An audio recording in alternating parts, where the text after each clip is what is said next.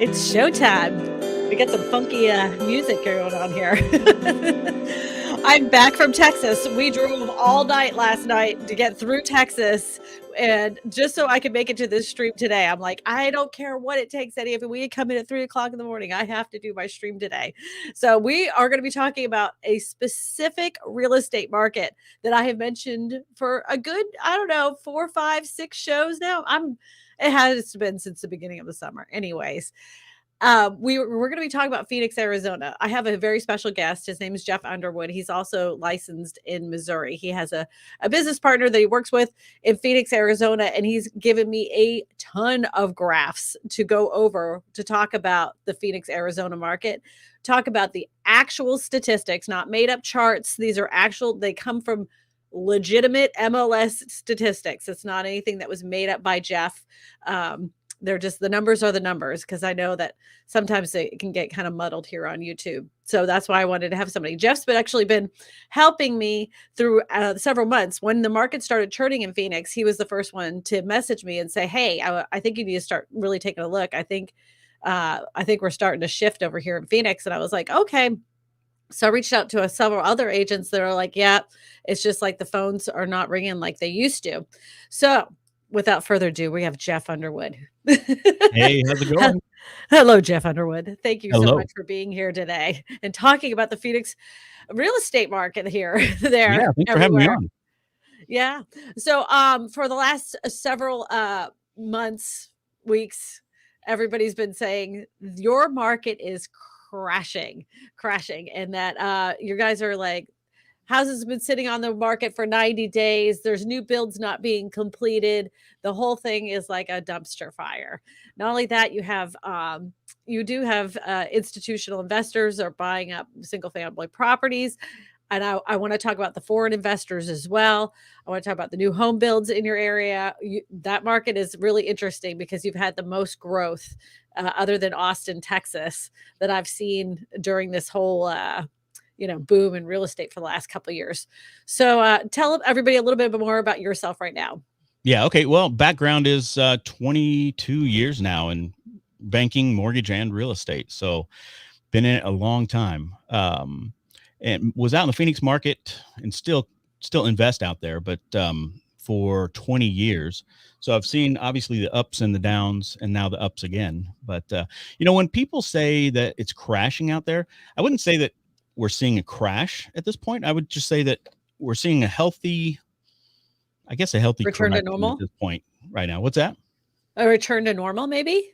Yeah, so we definitely have slid in some of the slides that we're going to share. I mean, we definitely have slid more into a balanced market, and there's actually some of the suburbs are now actually a buyer's market, believe it or not.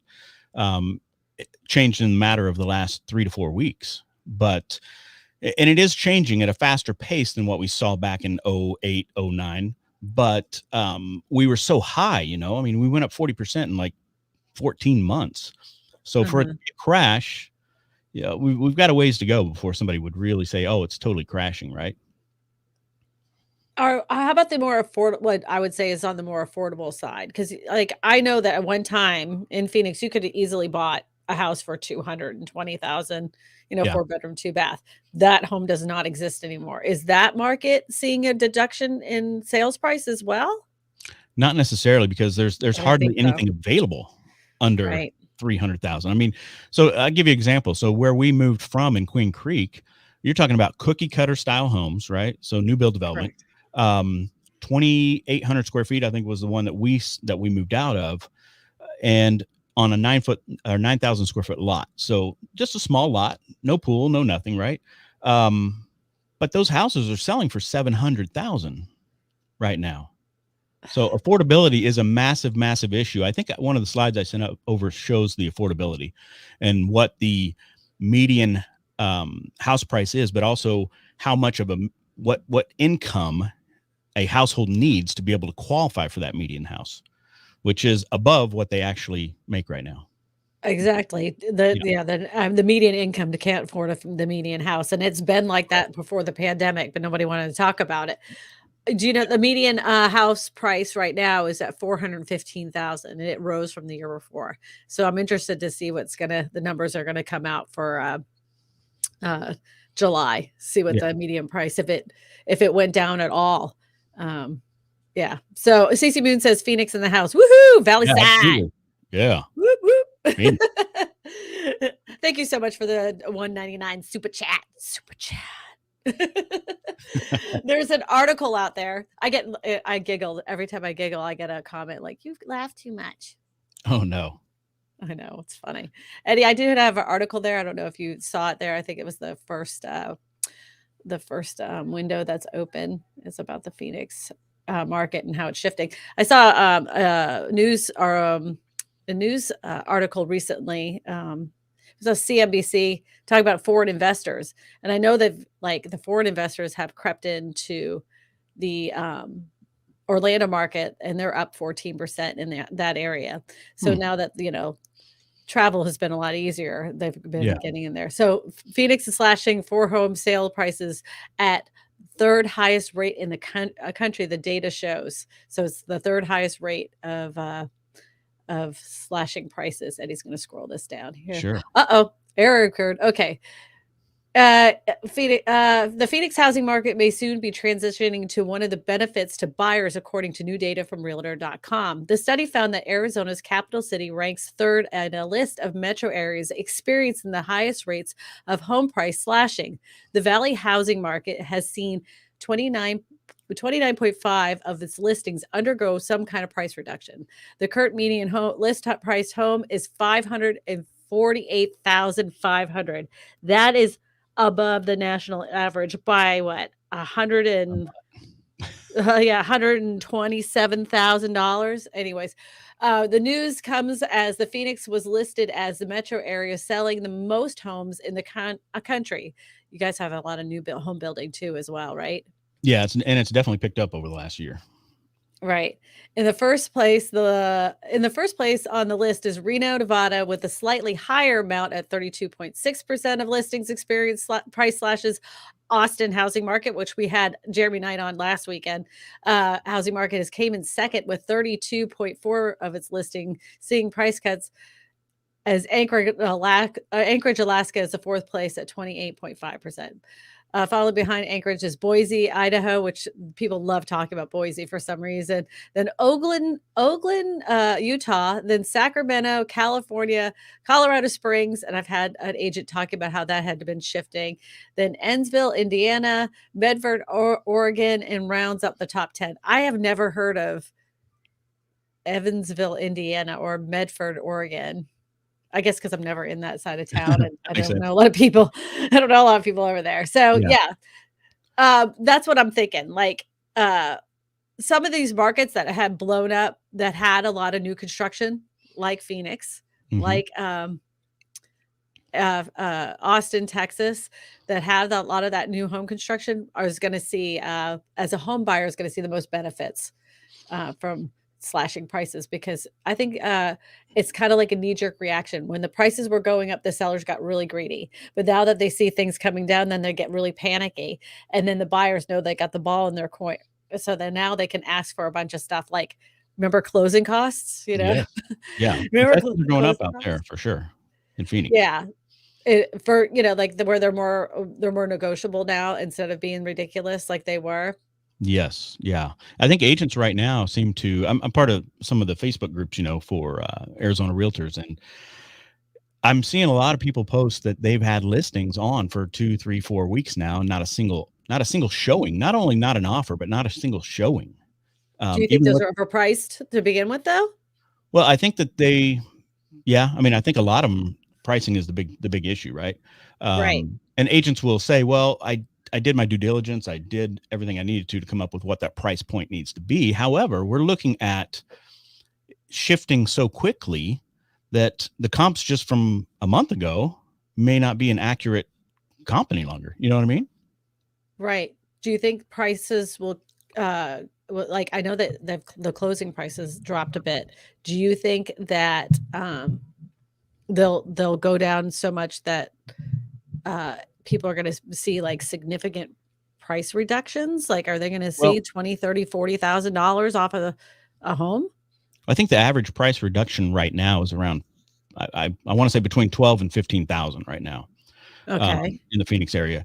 I know there's a slide I sent over that shows the increase of the number of price reductions, and it's massive. It's like 600% increase in just like the last 12 weeks. Do you think that smaller homes could There it see? is. Yeah, there it is. He brought again. This is a report that he sent over. This is not a manufactured report. No. This comes from where again? So the Crawford report, which any realtor or agent really for that matter out in the Phoenix metro, this is by far the best tool for them to use to really gauge where the housing market is right now and kind of where it's headed. So any agent out there, I highly recommend. I mean, they can go to crawfordreport.com and just check it out, but it's probably the best resource there is, bar none. I mean, it's just awesome. So but they take all the data. They just take only data from basically Pinell County and Maricopa County, which are the two large counties for the Phoenix metro. They take all the data from MLS. They even do some of the research on just the deed. So some of the things that don't even show up on MLS, they'll also do all the research for that to find out how they were bought, like what was the intention of that property, whether it was a rental, second home, what have you. So it's by far the best thing to look at.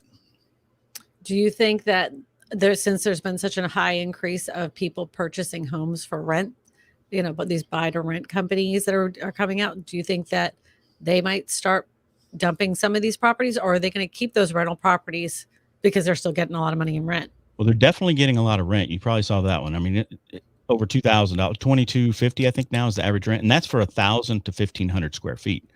So you're not talking about a large, yeah. So yeah, there it is right there. So rents have continued to go up in the Phoenix area, and we'll see that right with when people get pushed out of the home buying opportunity, then they usually have to go and rent something, right? So, but we also have seen a massive increase in the number of active rentals showing up on the MLS as well. So these companies are coming in buying, but then they're putting it on for rent for sure. So I don't think we've seen a change to where they're saying, oh, we need to just sell, because they are still able to get this rent right now. Well, yeah, they've manipulated the rent prices. How much did it go up in a year? How much did that go up in a year? I didn't see do you remember how much on that slide there? Yeah. So you can see in 2021, let's see, the 1795 was in Q3 of 2020. Uh-huh. Right? And then Q3 2022. So that's beginning of Q3, right now, 2250. So 1795 to 2250. It's pretty good. It's a pretty good increase. That's terrible. And that's what's happened in Austin, Texas, because these big corporations own a good chunk of rentals, so they manipulate the market on how much rent, what they consider a market rent price. Right. If you got all of them going on the same page, like we're upping it this much, then the other ones just kind of fall in line. So they have dictated the market of how much rent will be. To me, that's almost like a monopoly. If you had one company that owned let's just say owned the whole neighborhood and several like around there, they could set the market rate. So then, you have no choice, but you have to pay that. Right. Huh. Absolutely. Did you see on the bottom of that image that we pulled up about the rents? I think there was a statement on there, like what the income needed to be able to rent that was. Oh, let me see. It says, on the bottom. Yeah, general standard assumes that the family can afford at least 28% of its gross income on housing. $2,200 a month is affordable for a family making $96,000 a year. What's the median price in your area for income? So the median household income in the Phoenix area is 88. Too high. It's too high. Yeah. That's crazy. See, that's what I'm talking about. Like, this has gotta give, man. This is insanity. Not a crash, but a huge readjustment. Yeah, I don't think we'll ever look at the housing market ever the same, because we always try to use past history of what dictates a housing market and what's happened in the past. This is so unlike anything that's ever happened in the past. It's completely different. The housing market will go out of hand and market needs to readjust. Yes, maybe even lower. It's lower than pre-COVID. It needs to go down. Rents need to go down too. Lower than pre-COVID to me is a crash. Is Yeah, I think that so. lower than pre-COVID is a crush to you? Yeah, I think it would be absolutely, especially in the Phoenix market and Boise and Austin. I mean, because they saw some massive run up in the last year and a half. Right, right. Well, Um, Eddie pointed out something to me about your specific market is that, well, in the Phoenix market, was that there was a new government contract of chips being made in that area. So that could help stabilize it could. Yeah, I haven't prices looked into that before. much, but it Uh, that might have an impact, of course, for that area. yeah, anytime new industry comes in, As long that's as they always a don't good run thing. out of water. Right? Did you Have see you seen Lake those Mead? videos? Yeah, it's Holy crazy. cow! Yeah. I'm and I was watching this whole documentary, totally off the subject, but this does relate to housing. So Yes. in the 1920s, when they were mapping out some of this stuff, they literally told them, you can't have more than X amount of houses in this area. Well, engineers, what do they know? So a politician comes in, a home developer comes in and says, hey, I'll donate $100,000 to your campaign if you allow me to have this subdivision here. Guys, like how much is, I mean, like, it's just an extra 100 houses. It's not that big of a deal. Well, that's been going on since the, like, what, like the 40s. So you have a lot of these subdivisions that are like, nothing's ever happened. So what's the big deal? Just put in 1,000 houses. And they're like, you know what? These guys have overreacted. Yes, go ahead, put them in there. Well, now you're suffering the consequences of your own actions. It took a long time, but now they're all facing it. Yeah, There's just absolutely. too many houses. I mean, who knew that if you built houses in the middle of the desert, there wouldn't be enough water? You know? Yeah. Oh, there you go. Yeah. Next stage of water restrictions is in Arizona could come soon as soon as August. Hmm. Wow. Officials, Eddie's. Woo, here we go. In 2021, the Bureau of Reclamation declared its first ever water shortage, cutting more than 500,000 acre feet of water going into Arizona. An acre foot of water is generally three supply three average American Phoenix households with water every year. So okay, so 500,000 every acre of that would be for three households. How do they restrict the water? What do they do? Like cut the flow off? How do they do that? Well, so my understanding is in Pinell County, they actually started restricting how much water some of the farmers could use. So, which is Well, kind of that's interesting. yeah, Um, like don't you want to feed people? yeah. Well, I know that Vegas, for example, has done a couple things. I believe they don't allow you to have real grass any longer in the front yard. I believe is what one of the things I saw. Plus, Mhm. I just read something about them not or capping the size of pool that you can actually put in your backyard to try to conserve some of the water. Because Huh. Lake Mead, Colorado River feeds into or provides water for the Vegas area and for the Phoenix area and some of Southern California. So it's kind of I mean, it's really kind of a scary thing to think about. I mean, they're going to have to figure out a different way, to get to get water into there. So, I visited South Utah um, over a year ago now. And when I was there, I kept asking, well, where's the water coming from with all these subdivisions? Because it's dry. I mean, it's a desert. There's nothing out there but mhm. Yeah, rocks and they don't do any kind of grass there either. With the new construction, it's all zero scaping.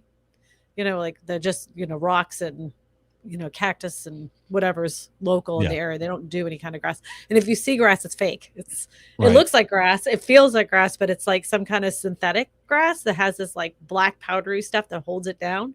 Yeah, for sure. Yeah, we had fake grass in one of our backyards too, but it's a lot easier. Yeah, definitely looking for a direction of stability. Yes. I'm tired of the new normal in housing. Yeah. It feels like I've been it's been weird for a long time. I always say, I'm so tired of living in unprecedented events. Can I just have like a good month of just normal tragedy instead of unprecedented events? Like I'm tired of it. Yeah, I'm so tired. And the housing market has been extremely weird. Um, I worry for Phoenix. I worry for Las Vegas, but it isn't because I mean, of course, about the water and stuff, but I remember the last housing crash in Phoenix and Vegas and Orlando and Austin, not Austin at that time, but those markets took a hit big yeah, time. absolutely. big time. And because they'd overbuilt, especially Vegas, man. They had overbuilt to death. Yeah. But they Yeah. rebounded, but it took a long time. So So here's I'm some wondering if interesting. I pulled up the active supply in Phoenix just to kind of give you an idea of like the intended use of these properties. Because I know uh-huh. you were talking about investors buying and all that, and iBuyers are big. I mean, if you don't know, or if the guests watching don't know, Phoenix is kind of the hotbed of investor transactions, if you will, with Yeah, that Open must have been. Door and OfferPad and Zillow, and then Mhm. of course your regular investors too, wholesalers. I mean, there's a lot of investors out in Phoenix right now. The active supply, well, as of July 25th, I put these numbers down. 47% are owner occupied. All the rest are not. So think about that. 47% of the active listings are owner occupied. 27% are second homes, 14% are rentals, and 12% are new builds. So New you've got builds. more that are actively listed right now that are not owner occupied properties, which Okay. is really kind of interesting, right? How many? And that was what happened in the last housing crash too, because there were so many new constructed Yeah. homes that just sat there. Long story short says, when are the people going back to Detroit? That Yeah, is one of those cities that's trying really hard, man. But they're absolutely. just they can't get there. They can't get the train back on the track. They're trying though. Yeah. There's some good investors out there that bought houses for a penny and redid them. Oh, yeah, absolutely. They were one of the first cities that America has had shrinkage. It was they never expected it. They're trying to like shrink the city in to use all the resources. So if you lived on the outskirts, they're like, "We'll sell you this house for a penny. Just leave this house, and we'll sell you this house for a penny," just so they could bring all the like the police officers, fire stations, and all that in more of a concentrated area instead of it being spread out everywhere. And that way they could keep a handle on crime better too. I don't know how that worked, but that was the idea. Yeah, for sure. I was going to tell you, as of with those active listings, 52% are vacant. So over half the houses listed in Phoenix right now are vacant, which is another kind of interesting stat. 22% of them were purchased this year.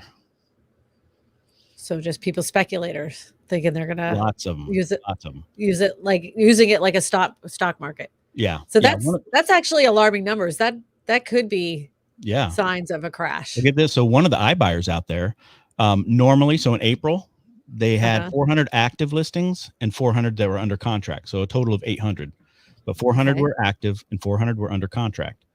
Right now, at the end of July, that same iBuyer had 1,682 active listings and only 143 under contract. Ooh.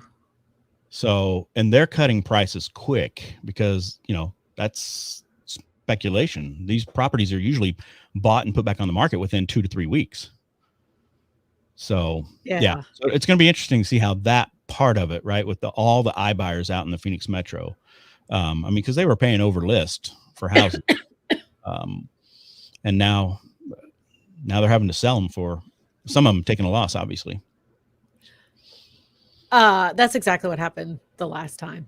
The house flippers. They would buy these houses, fix them up really fast, and then put them back on the market. Mhm. Then they have some Yeah. kooky buyer that came in with that had no business ever getting a home loan, buying it, Yeah. and then their interest rate would reset, and they couldn't afford that. So then they just let it foreclose on. The only saving grace for right now that I can't see it going the way it did before is the fact that most of the people that purchased a house in the past year had excellent credit. The individual buyers, Yeah. they even the ones with the arms, they had the ability for you to get an arm. You have to go through a long process. It's not the same as it was in years past. It's not, just show me your driver's license and a light bill and we'll give you a mortgage. It's not like that. So I know a lot of people are saying, well, wait until those people's arms reset. Well, those people that had got into that, most of them understand what they got into and Yeah. they're fine, and they probably have gained a lot of equity and are planning on refinancing. And that's 6%. They're going to be fine at that too. So. Yep.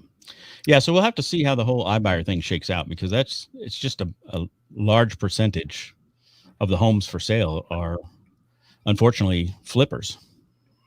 So, Does your statistics show anything about foreign investors purchasing in your area? I tried to look some of that up because I know you had asked me about it, but I don't see a lot about foreign investors, especially in the data that I'm looking at. Anyway, I don't see that. I Okay. don't think it's such a big percentage as what you're going to find over in like Orlando, like you were saying. Yeah. So Well, 'cause they said though that like the foreign investors were looking for more suburban areas, more like rentals, which surprised me because I thought they would be purchasing more in the resort areas like Orlando, which on the surface it looks like that, but the statistics to show something completely different. They're looking in the suburb areas, that the good school district areas, the not necessarily like the lowest income homes, but right in that middle of the range house, and they're buying them like and buying them. Some of them, most of them are buying them cash, but not as many as I thought. It was only like 47% were buying them cash, and the rest of them were using some kind of loan product in order to purchase them. So that did kind of surprised me a little bit. did it say so like in Orlando, is it primarily from a certain country coming over, or like big He said percentage? that the top foreign investor in his area was China. Then it was all the little Spanish countries around there. Mhm. You got all the little countries around the Florida area that purchased and then of course in South America and like Brazil and all that, it seemed that they were purchasing, but like not a big surprise that I joked about this, not a big shock that the one of the highest foreign investors was Russia, but they are not purchasing right now, which isn't a big shock. The Russians aren't interested in American real estate right Yeah, now. yeah, for sure, for sure. Shocking. Who knew? Yeah, Like that's totally off the wayside. yeah. No, I think so. I think in the Phoenix market, I think it's mostly going to be the big institutional investors more than So anything.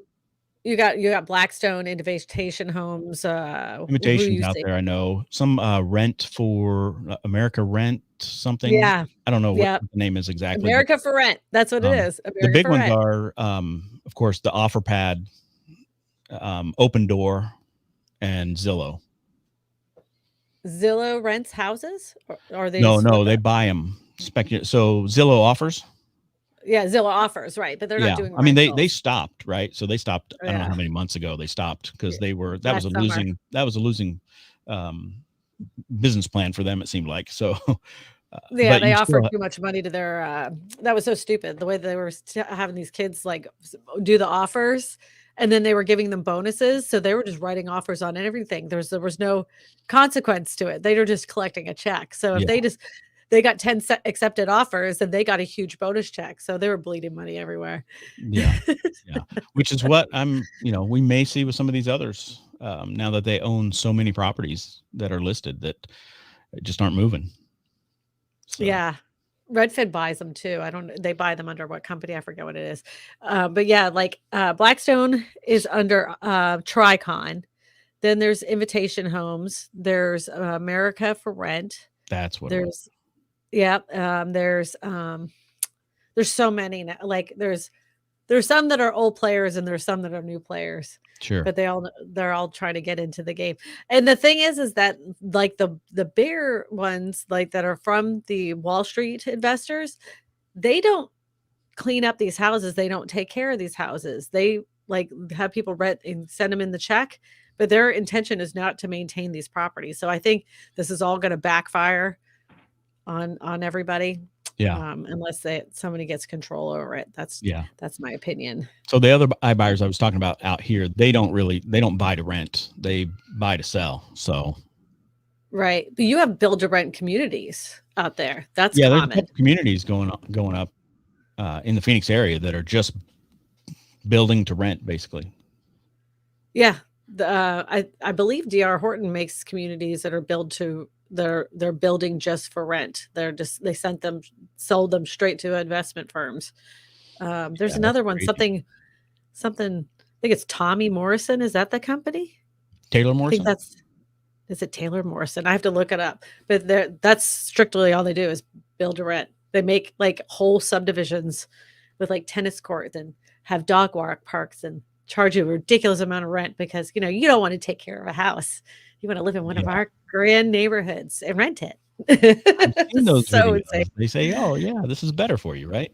This is so much better. You don't wanna earn any kind of generational wealth. Just rent it from us. You can rent the American dream. You don't need it. You don't need Yeah. a brand new car. You don't need a brand new house. You just need to rent it. Your life will be so much happier forever and ever. Not scary at all. Yeah. Not scary at all. All right, so if you have any questions, we'll go ahead and, type the word question before your question, and then Eddie will put it up on the screen. Moon Pie Patriot. I wonder what the moon pie stands for. I wonder if it's his face. I always tell my daughter she has a moon pie face. A question, why does USA allow foreigners to own land or house if they're not a citizen? Not so in China and other countries. Why do you think that is? Well, I mean, we've never been, um, I don't think that we've ever had a time where we haven't allowed people to buy from outside the states. So Correct. I just think it's that opportunity for people, right? Mhm. America's that opportunity to get ahead, and I just think that we haven't done something like that. We're pretty open as far as the government's concerned, as far as land ownership and all that. So, I mean, we have Chinese companies, right, buying up land in the United States. Yep. Why do we do it? I don't know why. Um, Maybe we need to stop some of that. I know some places did. I think New Zealand, during this pandemic, the prices went up so fast that people in New Zealand couldn't afford to buy a house. Uh-huh. So they made it to where you couldn't buy if you weren't a resident. And maybe we have to start thinking about some of that stuff. Yeah. Um Yeah, I don't know. Haven't researched why they would allow or why they don't. Look what's happened to Canada's home prices because of Mhm. foreign investors. It got so bad some areas, like, said, "If you leave this property vacant, and you're not gonna have anybody live in it, you're gonna get fined, you're taxed because you can't leave a property vacant because there was such a lack of housing." Yeah. So but now it's like, I don't understand this everything that's going on in the Canadian. If you guys are interested, know more about the Canadian real estate market, let me know and I'll have a guest on here, but yeah, it is Taylor Morrison, you're correct. Okay. I was right, Taylor Morrison. But, if anybody wants me to do anything on the Canadian housing market and what's happened there and how they've had some financial shifts, I've got a couple of Canadians friends that are in the real estate market there, Canada. All You right, want to what's look your at next more of question? those or slides that I sent over, or you Yeah, I want got plenty to? of those slides. Eddie, you can pull The up a slide first too. two.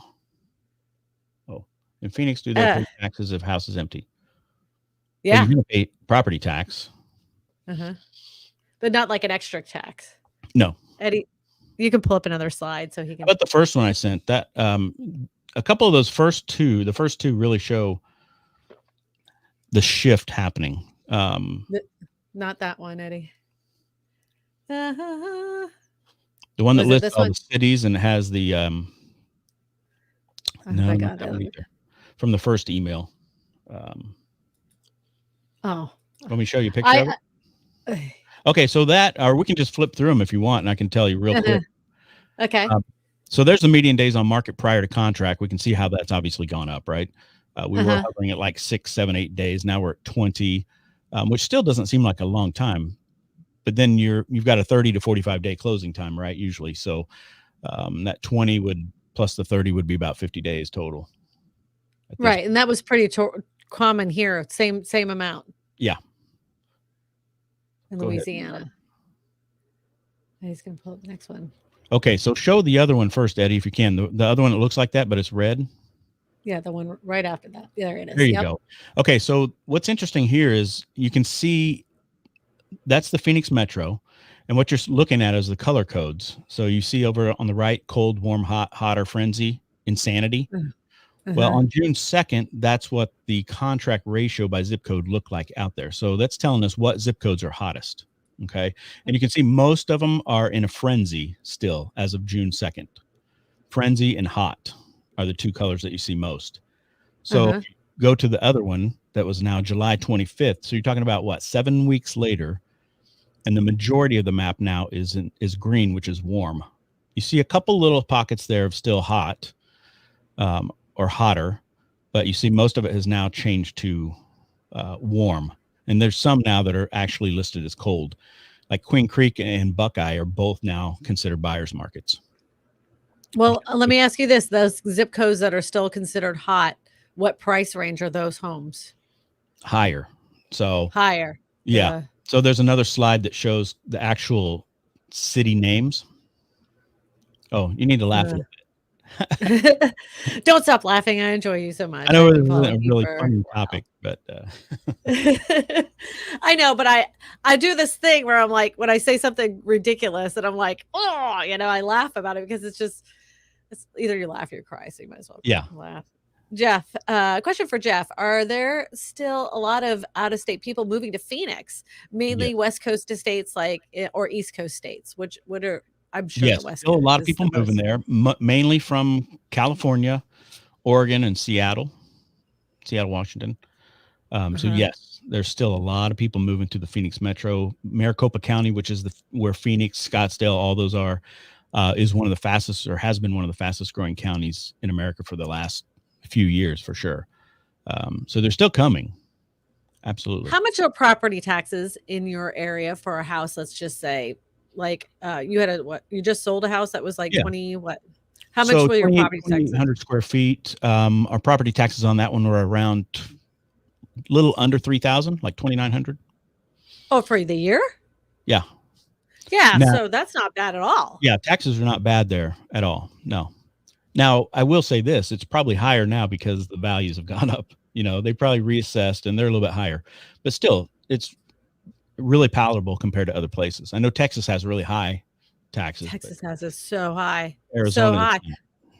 Yeah, well, that's one of those things that I was thinking, like, what if the property taxes start resetting, like where they're so much higher. But if you have a homestead there in Arizona, correct? Yeah, I believe so. Yeah. Yeah, so if it's your primary residence, you get a homestead exemption. It's probably automatically filed, and you don't have to.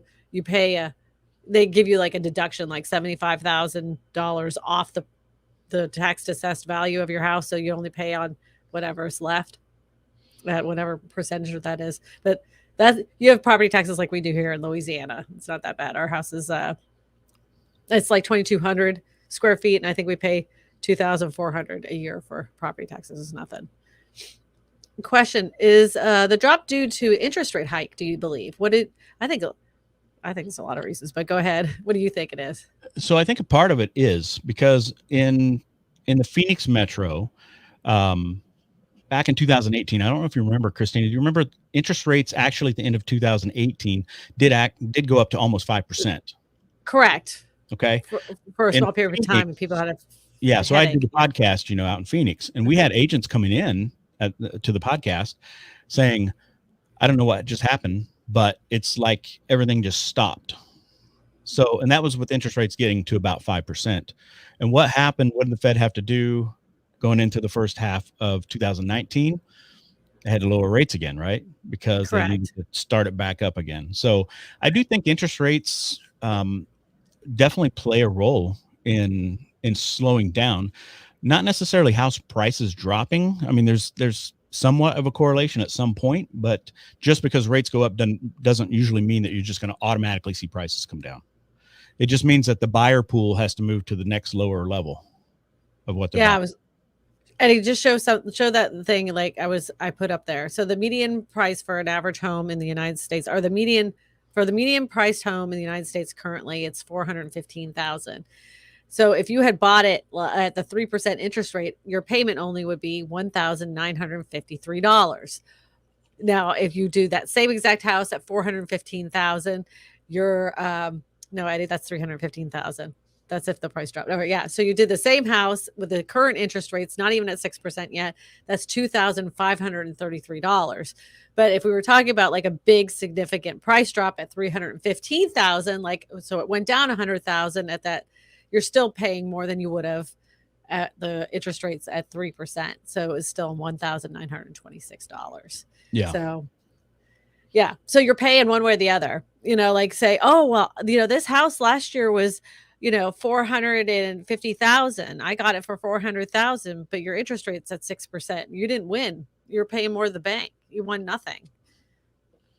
Yep. I mean, it sucks. What do you see in Missouri there, my friend Jeff? Well, it's seeing rain today and yesterday. They're talking about the housing market, I know. smarty pants. So I'm in Southwest Missouri, which is Springfield, Branson area. And what we're seeing here is definitely more affordable than Phoenix, and which is one of the reasons why why we and the rest of my family moved. So 3 households moved all at the same time at the end of last year. And part of that was cost of living for the kids, because our kids are in their 20s. They want to get a house someday. So we made a decision. I can work from home. My wife works from home now. So it was pretty easy for us to decide to make a move. Missouri we need more inventory. As every place right now, it seems like inventory has been low. We are definitely seeing it pile up a little bit. So we're seeing more houses available. Bless you. Oh, Eddie got me sick. We're seeing definitely people just like overprice the house from the beginning, which is a no-no. And then it sits there. I mean, one of the houses my wife and I went and looked at here in Springfield, they had it started at $699 and now it's at $499. They dropped $200,000 because it was obviously way overpriced to begin with. But right. That's going to be, once that sells, that's not going to be a new comp for the area, because I comped it out and I thought, well, it might be in the high 5s, close to 6, but they're already now at $499. And last I saw, it's been that way for 2 weeks, still active. So, we're seeing, how many buyers though in that specific area like that? I'm sure the median income there is a lot lower than it would be in Phoenix, Arizona. So how many, what's the pool of people that can possibly afford a house in that area for that amount of money, So we actually saw a lot of people moving here from other states. We've actually seen a lot of people move here from California, believe it or not. It's people that are in California that want to get out of there, that want to have land. Now they want to have land. They want to raise their own, chickens and do the farming and all that stuff, because it's popular to do that around here. You can buy the land and we have good rain. So we've seen a lot of people moving from California and also from Arizona, believe it or not. We're part of a moving to Missouri group on Facebook, and it's got several thousand people in that group. And they'll ask, oh, where are you guys moving from? And by far, probably 70% plus is from California. And then after that would be Arizona, some from Texas. But yeah, we're definitely seeing a lot of people moving here from other states.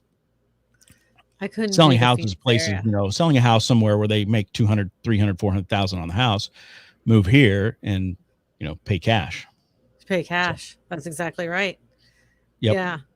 But it still makes me curious on how many people in that pool could actually afford a house in the $500,000 range, I'm sure that pool of buyers is smaller than it would be for under that amount of money. You definitely have a smaller pool of people that can afford those. I would say here, if somebody's paying $700 for a house in Arizona, that same house would be probably $450, $475 here. But yeah, you'll have a smaller pool of people that can afford the high end stuff or the 500 plus.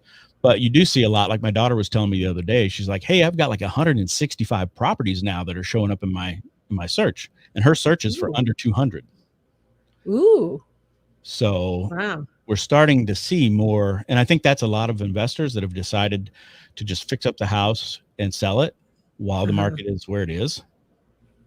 So anyway, I have not had any investors ask me about Branson, Missouri. But not one. Really? Which is weird. Yeah, now I'm curious. I had a lot going into Kansas City, Missouri. I had a lot go there. Yeah. Did you see Kansas City? Kansas City was ranked. I'm trying to remember what the organization was that ranked it. Number 1 in the world for a place to live, to work from home with activities that you can do year round. And what was the other? Oh, and cost of living, things like that. Yes, I was correct. like, what? Number 1? There wasn't a single other city in the U.S. in the top 10. It was Kansas City, Missouri, and then it was other places around the world before you saw any more. Right. They were pulling out of Austin and they were dumping their money into Kansas City because they were like, it's too pricey out here. It's too expensive. I'm done. I'm ready to cash out and move it somewhere else. And that's what they did. And bought a lot more properties. Yeah. Good on him. Michael Smith has a question. It says, what do you think is the most likely trend for singles, married, no kids, buy, rent, move in with parents, house hack, urban RV, or live rural commute or telecommute? I have an opinion about this. So you give me your opinion. Okay. So this is a great question because I was thinking about this earlier. You know how there's this argument that we have like 5 million houses needed, like we're short 5 million houses or something like that, right? Affordable houses. We're short 5 million 5 affordable million. houses. Is that what it is? 5, Okay. 5.1 million. Yeah. So I feel like this question is perfect because I feel like we are seeing more people. I mean, like us right now, we've got 3 households living in one because we made a move, right? We're also trying to, you know, the kids want to save up, do other things, and they're adults, they're in their 20s. So I do think that we will see people choose to house hack or to do the RV thing or to live more rural, like we're seeing people move from California to parts of Missouri and live out in the rural areas. I definitely feel like that's going to be a trend going forward. For Absolutely. sure. Well, because there is it isn't because they don't want to find a house. It's because there isn't one there. There's not there's 5.1 affordable houses that aren't available. We have enough real estate out there. There's people that, they're just sitting there on vacant houses, but it's not in that 2 to 3 bedroom range where that first time home buyer could purchase it, because as soon as those come on the market, especially in the hardest markets, those iBuyers, those, Tricon homes, those invitation homes, they buy them and they rent them. So they're really basically, in my opinion, and I know that some people are like, no, that's not true. They're kind of stealing this away from people that would normally have purchased them. And some people argue like, no, that's not even possible. I mean, how do you know that's not that, like they would actually purchase that house? Well, it's because, you get these people that are sitting there going, I have a good credit. I have, the ability to put down 20%, but I can't find a house in my price range. I could do it, but I can't find one. And the builders aren't building them. There's no incentive for them to build affordable housing because they could put that same house on the same size lot that's triple the size so they can get more price per square foot. Yeah. Yeah. There's 5.1 million homes that were short, but it's affordable homes, not like, not your McMansions, Got not it. your, Yeah. 2,000 square foot houses. It's the ones that are like the, 1,400 and below, 1,400 square feet and below. So I don't know if there's a way to fix that. I mean, there is, and that's actually been addressed by, because the government knows it as well. After World War II, they knew that they didn't have enough housing supply for the people, the GIs coming back from World War II. So they worked with the manufacturing companies to build what we consider now, which was a modular constructed home. So they build all the panels in a factory. They'd have another company come out and just pour the same slab all the way down the subdivision, like little cookie cutter homes. Well, that's what they were, because all these panels would arrive at the same time. A group of guys would get together, zap them all together. Another group of guys would come in. I mean, they were doing like 5 houses at a time. They would just keep putting those roofs on. But they were only houses like 1,400, 1,100, square foot homes. They're really small, tight knit little, like, you remember you'd see them, they're just like little white houses or little pink houses right down the street. They all looked exactly the same. Yeah. They could do it again. It's very possible. They gave the builders an incentive to when purchasing the land. They gave them a discount or tax credit in order for them to build these houses. They could do the same thing again with the properties and stuff. The thing is there's so much red tape. So they'd have to eliminate all that ridiculousness you have to go through in order to have some of these subdivisions approved, because you could have an idea, you could have the land, you could go in for that approval process, and that could take you up to, 11 months to 11 years, depending on what state you're in. If you're in California, it could take 11 years before you ever get a subdivision up. So you have to eliminate a lot of that. Yeah. So yeah, it can be done, and it has been done in the past. They have the blueprint. The Biden administration actually came out with, I think it was a month or two ago, talking about using this same principles of manufactured modular construction and building these houses for affordable housing. Yeah. Who knows if anything's going to happen with it? It seems like, anything that goes through Congress, takes forever. And there is a lot of politicians that love to flap their lips about affordable housing, and they do not a thing other than flap their lips. So who knows? So, yeah, so I had an opinion on it. Sure. They get paid good to flap their lips. Yeah, I know. We keep electing their rear ends. Anyways, a question for crystal. The crystal ball question. I don't know where my crystal ball is. I have one around here. It says, "Will you ever get a double-digit mortgage interest rate in the next 5 years?" Oh, that's entirely possible. Do you think it's possible to have a double-digit interest rate? I think it's possible. Things would probably get really bad if it did happen. But so when I go back and look at what interest rates have done over the last 30 years and what the Fed has had to do with the Fed funds rate, I look at that and I feel like, since the early 80s, it seems like it's always just going lower and lower and lower and lower, no matter what. So you'll have an issue, recession, it'll end up going lower than what it was before the recession. Have another recession, it'll end up going even lower than that. It seems like it's constantly in this downward trajectory as far as interest rates. And it's getting to a point where I feel like we've created a system that is addicted to low interest rates. If 100%.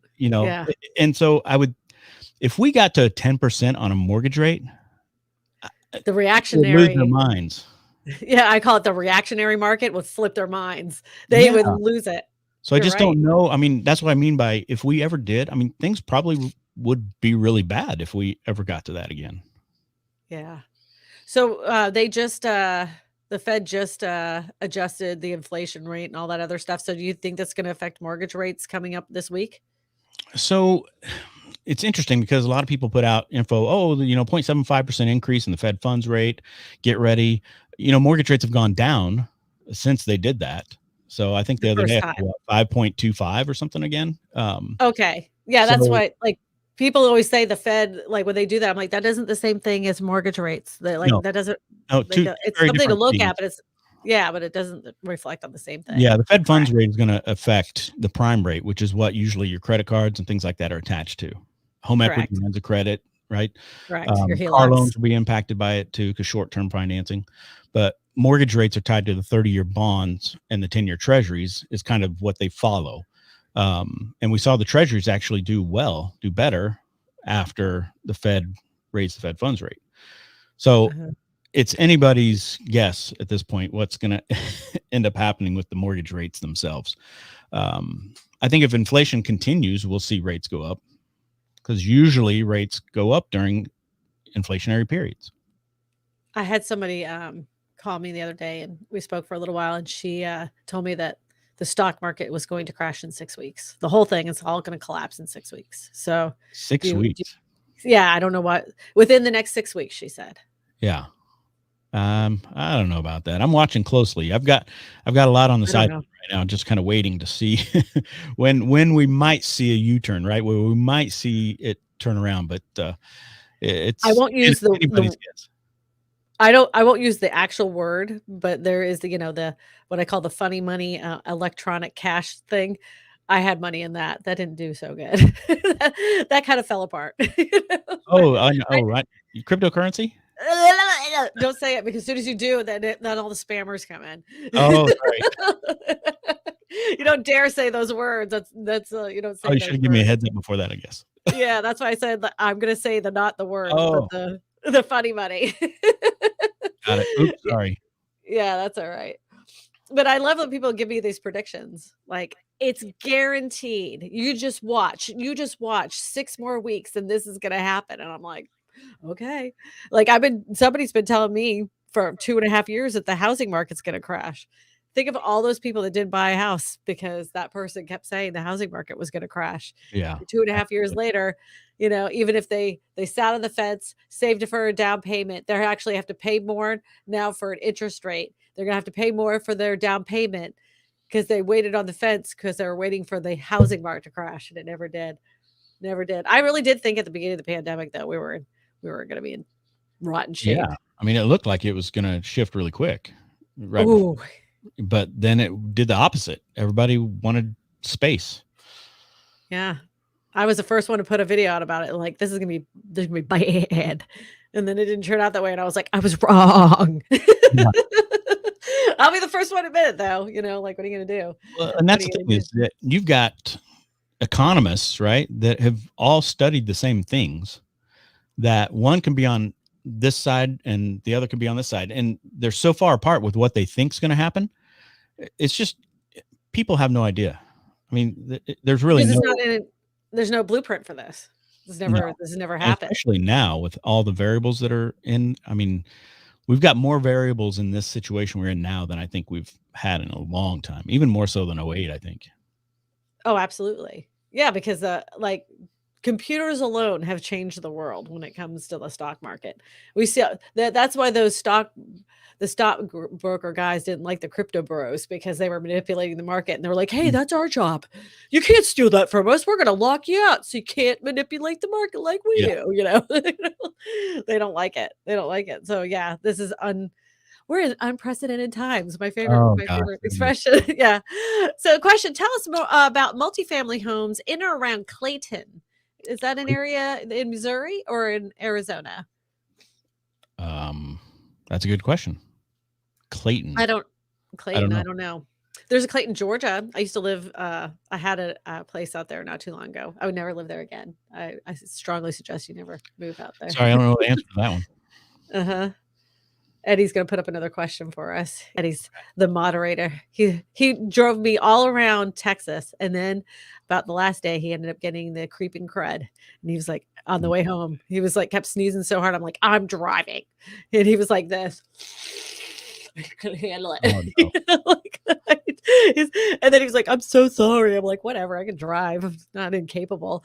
Michael Smith has a question. He says, what is the practical solution to high rent? 50% plus of budget, broader Section 8 qualifications, commuting more than 1 hour seems counterproductive given gas prices. What is a practical Wow. solution to high rent? 50%. I never want to see anybody go 50% of their budget to be for rent, but I guess that's the case for a lot of people right now. The only practical solution I see right now for people is to, and I'm seeing some of these posts in certain groups on Facebook too, people that are looking to just move in and rent a room. 100%. I was just going to say that, rent a room. So it's kind of a way of house hacking, right? So I think house hacking is going to be really important for the next, well, maybe for the next year to 2 years. Well, I like this little everybody knows that I have this little house behind my house, but I don't have a bathroom in it. But these little houses, you can get them under $40,000 and put them in your backyard. So if you had a kid with just by himself, just moving out, he was like, "Ugh, I can't find a place anywhere." You can put this in your backyard for $40,000. You can finance it, or you can use a HELOC to finance it. They could pay you a nominal amount of rent, for your kid. Not only that, you have an income producing property for yourself later on. You could sell it at that, as two income producing properties. I think that's genius. That's another way to house hack. As long as that area allows it, right? Yes. You to put another unit in the backyard or whatever. I can't have a bathroom in this, right? Mm. I could have had a kitchen, but I couldn't have a bathroom.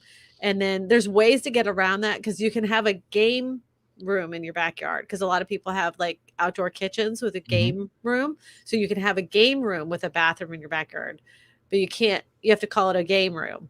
It's a game room. It's not an apartment. It's a game room. Interesting. Yeah, it's all how you label things, Yeah. So it's presentation means everything. I think they need to loosen that up a little bit too. I think that they need to allow Better. to add additional units on your property.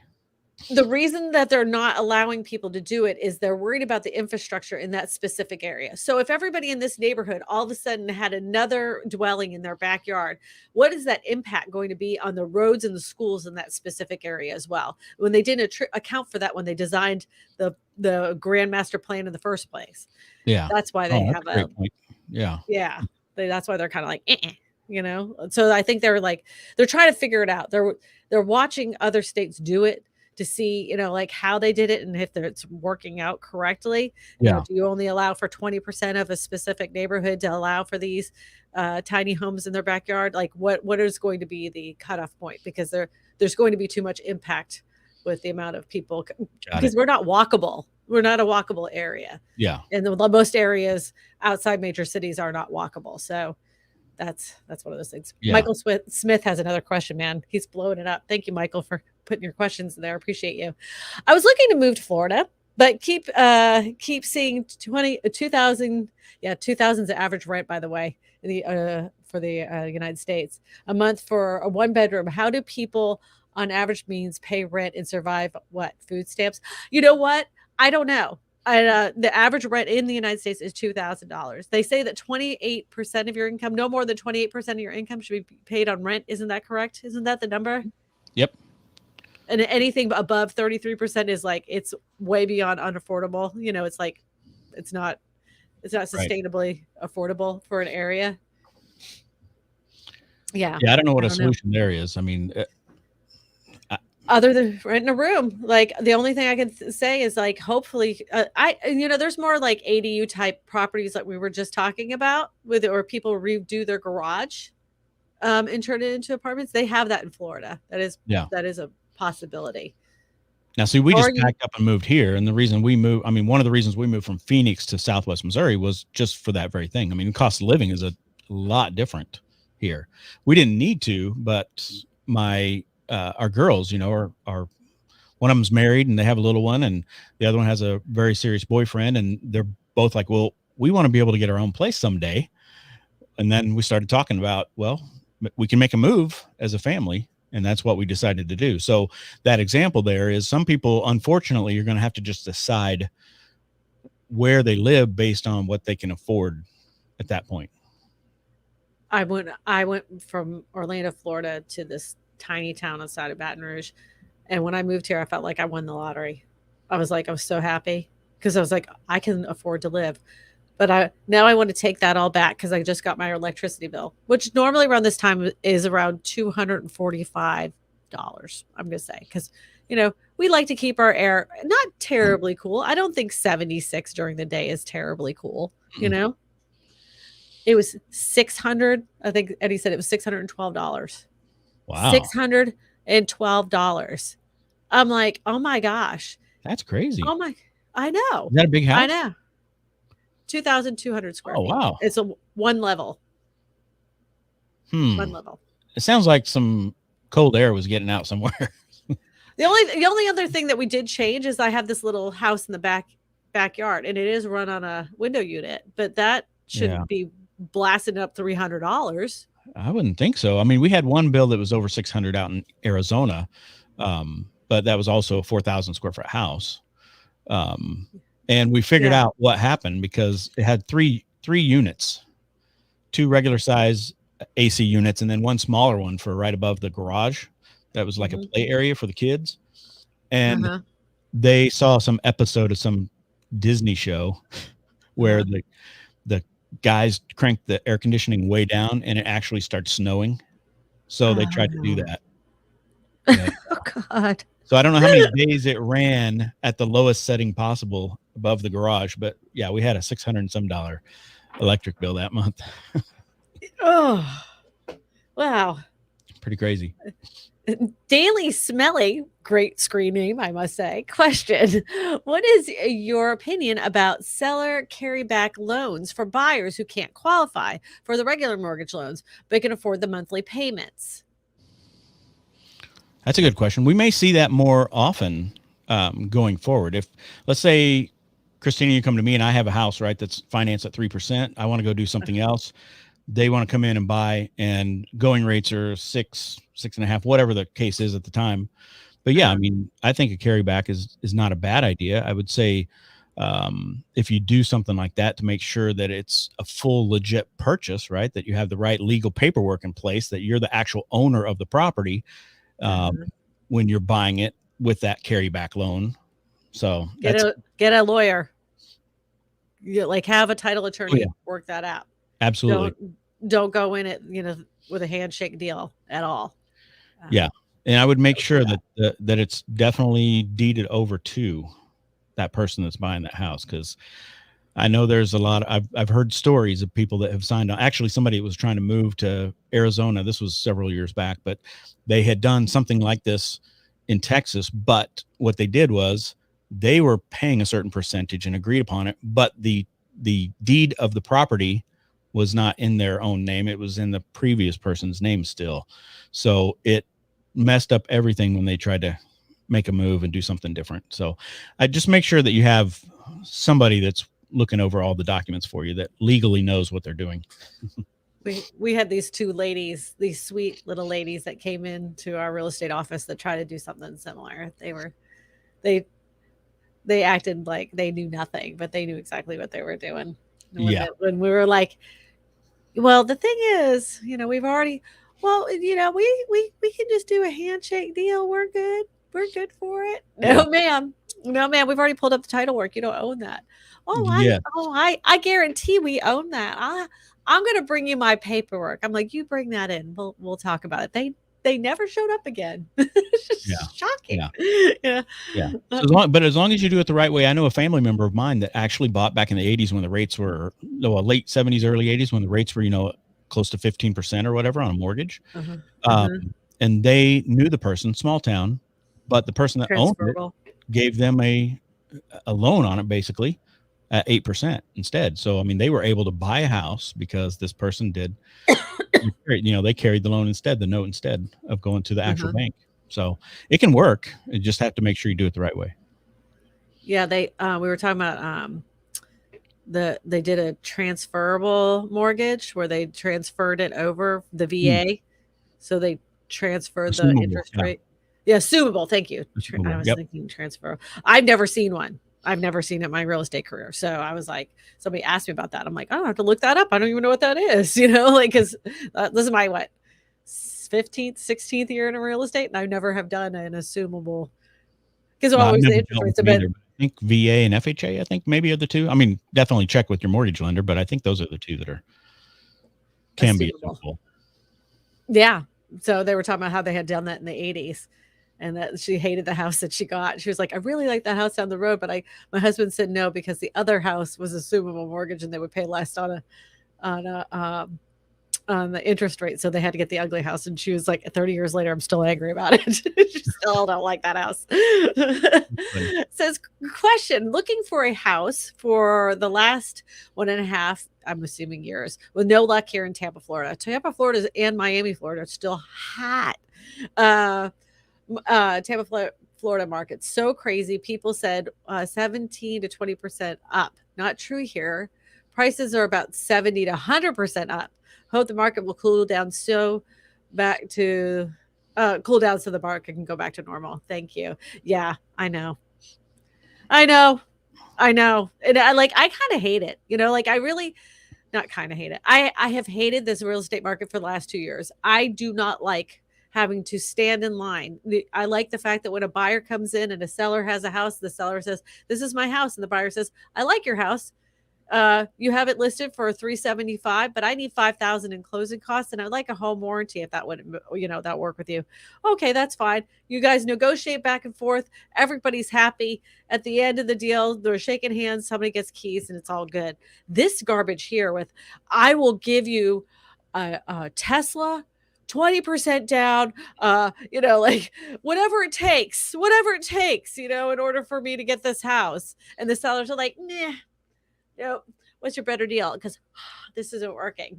What? That was so gross. Yeah. I hated it with the burning intensity of 1,001 suns. So the fact that some of this, even though Arizona's seeing some correction, I will put it that way, some correction, I think some of these sellers needed a little taste of this medicine because some of the prices they were asking were ridiculous. And yeah. I think a lot of them have been really surprised how fast things changed there. Even some of the investors I know are still working on properties that they're hoping to get sold. And I know some of them are just hoping that they get their money back at this point. So, because it changed really fast within 15 weeks. Totally different market. That happened in Orlando. The exact same thing. I'm dead serious. It literally felt like somebody turned off a light switch. And whenever you're in a hot market like that, that's what happens. That happened in California during the last housing crash. That happened in Las Vegas during the last housing crash. It was all of a sudden out of nowhere. It was hot. Investors were buying everything. They couldn't wait to flip it. The house flippers were like, oh, making so much money. And then all of a sudden they had these houses. They had like 3 or 4 of them sitting there ready to be fixed up. And the market changed just like that. And they're trying to hurry to get them on the market even faster because they're just the housing as they closed, housing prices were going 5,000, Yeah. 6,000, 7,000. They're like, that's eating up all of our profit. And then they had to sell it what they purchased them for. And so they're walking away, fixing up a house basically for free. But yeah, absolutely. Yep. It's happening. Where in Orlando do you live at? I lived in Castleberry. I lived in Castleberry, Florida, right off of Redbug Lake Road. Redbug Lake Road. So, Jeff Underwood, Jeremy Knight is in the chat too. How was Dallas? Hot. Hot.